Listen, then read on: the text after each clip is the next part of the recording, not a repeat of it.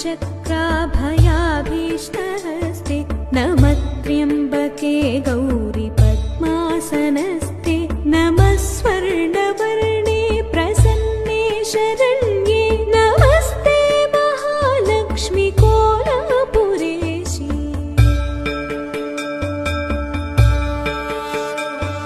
इदं स्तोत्ररत्नं कृतं सर्वदेवै हृदि त्वां समाधाय लक्ष्म्यष्टकं यः पठे नित्यमेष